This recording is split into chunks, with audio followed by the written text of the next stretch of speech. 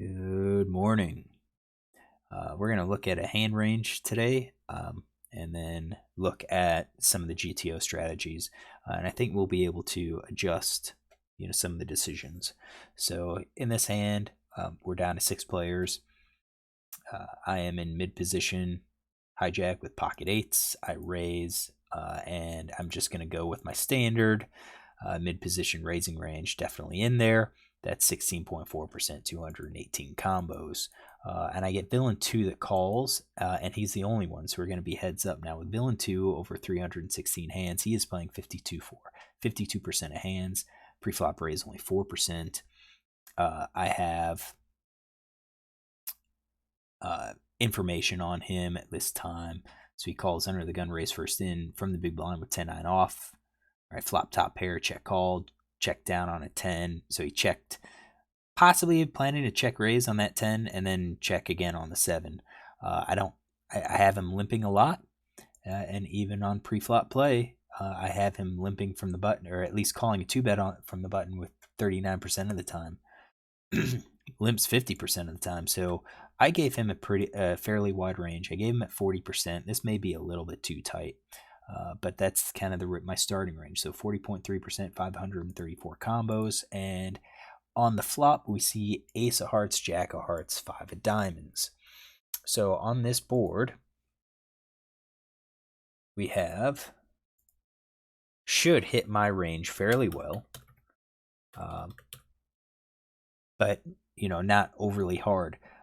I have more possibilities of having top sets, with aces. It's not necessarily. I should say I have fewer unpaired hands. I have fewer hands that missed in my range, and I think that's what's giving me the 54.8% equity edge. So question is, do I bet? Do I fold? In this case, we're heads up. We're against a loose player. I do see that he is going to be calling a lot, and then he folds. He appears to fold a little bit more on the turn. So I'm not expecting him to fold a whole lot. And on this hand, I think my 8 of hearts is actually pretty good because I hold a heart. I could always back into, flush draw.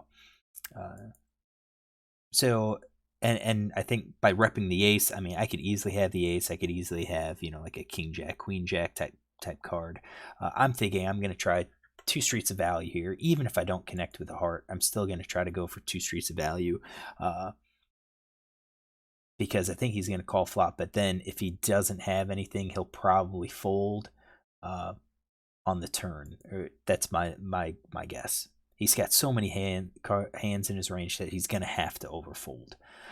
So I think top pair, we can do pocket pair below the top card. I think middle pair, we've got pocket pair.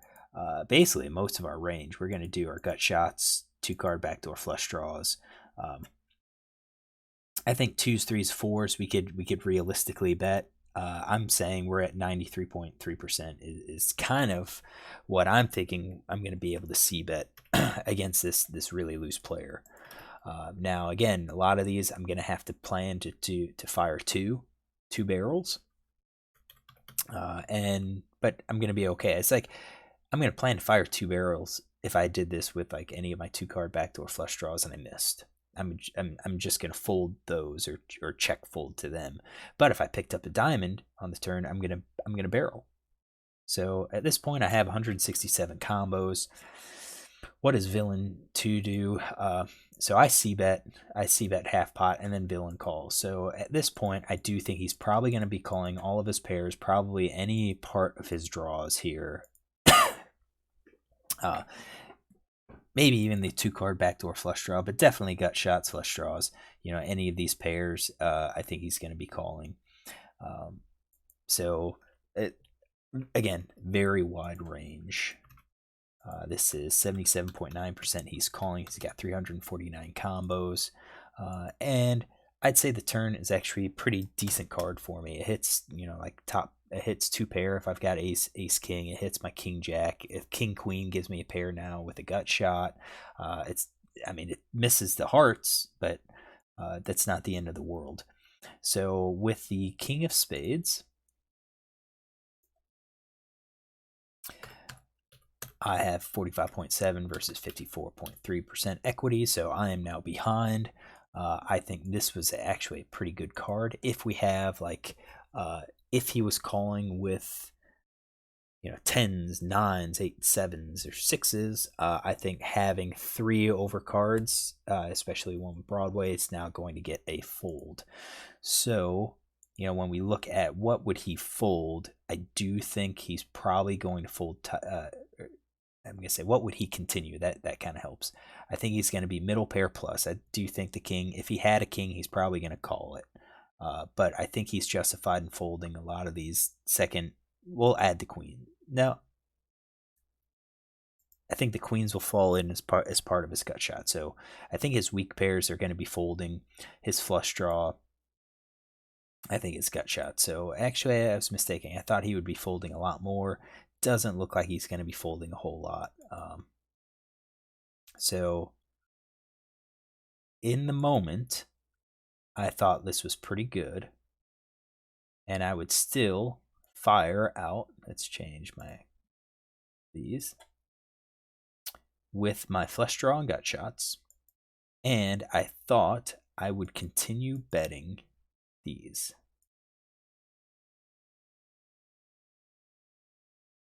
These weak pairs are more for bluffs,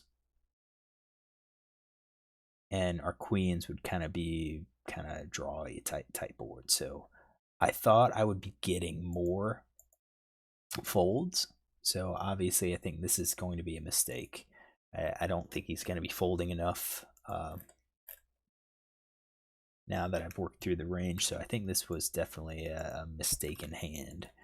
So I'm continuing 97.5% with 158 combos.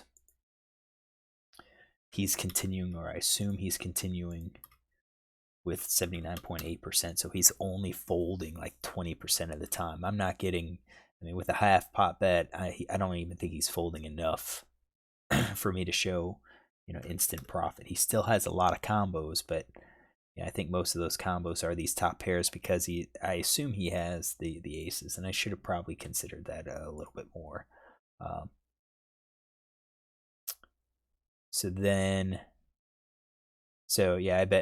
bet actually more. I bet 3/4 pot. And I still think a loose player like this, who's passive, still going to probably call with this range. So then 6 of diamonds misses. Misses the flush. I'm behind. And I actually think that I don't have. Oops. I don't think I can win this hand unless I bluff at it. So if we look at what is villain going to call with, if I fire a third bet, I do think he's going to call with top pair plus. I think middle pair is going to be tough. So if that's 66% of the time he's calling, he's folding 35% of the time. That's if I bet, half, that's, if I bet pot, I basically need him to fold, 50% of the time, maybe? I'm risking pot to win pot. If I do half pot, I'm 33% I need him to fold. So half pot bet could probably work and show positive EV. If he calls with middle pair, though, if he calls with the king, probably not. And I'm not quite sure if he would call down with just with the king. I think with the king he would call as long as he has one pair. He's gonna hope to hit 2 pair, but with just a king, maybe he folds. So my thought was, if I had the ace, I'm probably checking. I think 2 pair I'm betting, so 2 pair plus I'm betting, and then I turn like these weak pairs into the bluff. So it's about half bluffs, half straights, and I don't even know if it's going to be all. I think queen jack. I think these jacks are probably just going to check and hope to see a showdown. But tens, nines, eights, with how it played out, I think I'm going to play it as a bluff to try to get jack to fold, try to get a king to fold, hopefully. So that was going to be my play. I bet 3/4, 2/3 pot. more than half pot, and he calls, and he shows ace nine of spades. So he did have one of those hands. He had top pair. It's in his range. He didn't raise at all. Could I have gotten him to fold? I don't think so. So I think my mistake here was definitely turn bet. So as played, I overestimated his fold frequency on the turn versus his range. It's here. His wide range.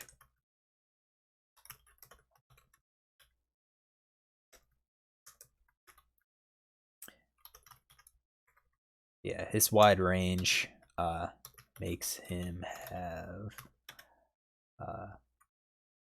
I should just say, gives him top pair. High percentage of the time. All right, so I made a mistake. I should have checked the turn. We could argue, should I have bet the flop or not? So let's take a look at what the GTO solution is, and that's kind of what I did. So on this board, it looks like I am supposed to be betting a lot of my good aces. Looks like I am kind of playing a mixed strategy with my aces and jacks with the trips. I'm sure this is all about trying to protect a little bit. We don't want to bet and then get raised and then have a huge pot versus a flush draw. I mean, yeah, we're going to be the favorite, but they've got two cards to come. We're not like a huge favorite. Possibly also using some of these as a check raise. So let's see if I check and he bets. Yeah, we are. We then use those cards as a check raise. So it looks like we're using trips as either 50% of the time betting, 50% of the time checking. Going to use most of them as a check raise. Trip fives, we're definitely betting all the time. The low fives we're betting. We're betting some of our, so we're betting 7-6, backdoor straight, so flush draw and the backdoor flush draw, and backdoor straight draw is 8-7s. Definitely 9-7 starts to drop off, so it looks like our backdoor straight, backdoor flush draws have a reason to bet. Ace 5 has a reason to bet. We're checking our top pair low kickers, which seem to agree with what we've been seeing, is that we should be betting more of these ace middle kickers more than ace low kickers. Eights, mostly checks. So probably this should have been a check. But of the times, 36% of the time we should be betting with the pair of eights that we did have, the ace of spades, ace of hearts. So I mean, not totally wrong, but I think definitely it is. When we look at EV decisions, EV was close between checking and betting, and probably not going to be wrong to do either. So I went ahead and bet, and then assuming he plays GTO, he's going to be calling with a wide range, and he is calling top pair plus. I'm actually going to give him all of these other pairs. Whoops. We're going to call these. I think we're just going to call all of these pairs that he calls, possibly even these low pocket pairs. I just don't see him folding at all. Same thing with these. I just don't see him folding any pair whatsoever. So I just want to make sure that we have all of these set. And would he raise?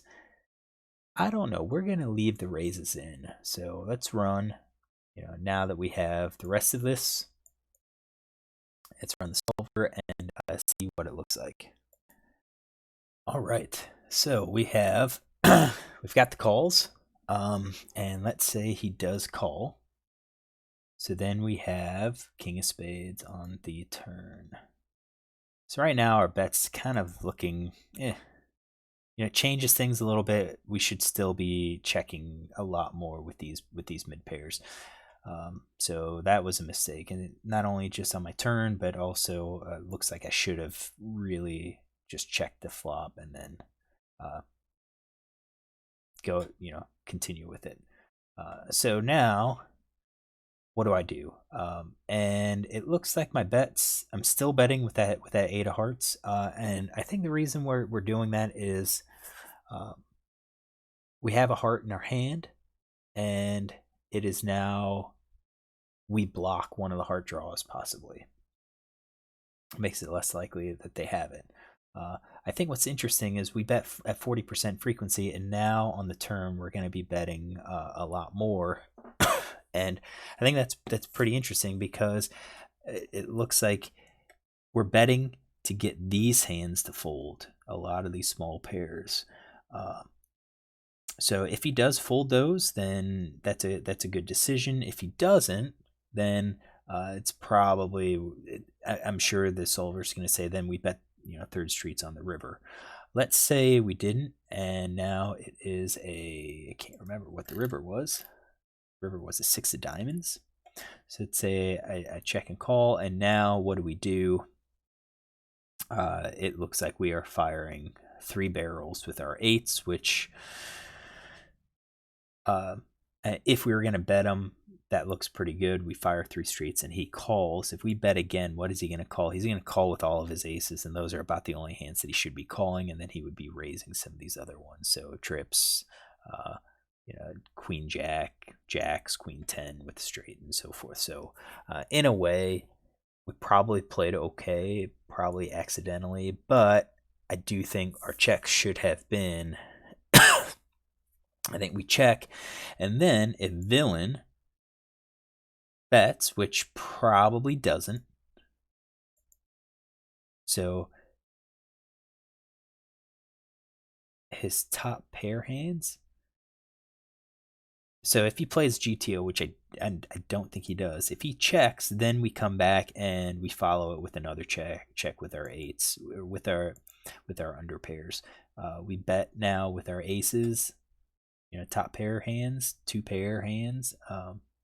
So we check, and then looks like villain's supposed to be checking most of his mid hands too, and then we have six of diamonds. Is that right? Yep, six of diamonds. Then yeah, it looks like we're only betting then aces, maybe ace two, ace three, ace four, but we're checking the rest.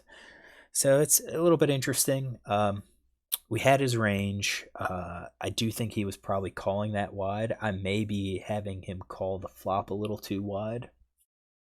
But overall, I think we've got a couple mistakes. I think we probably should have checked the flop versus a player that's this wide, and then once we check, then we check again on the turn. As played, when I bet, I do think we could justify betting. I mean, it looks like the solver's suggesting that's the case.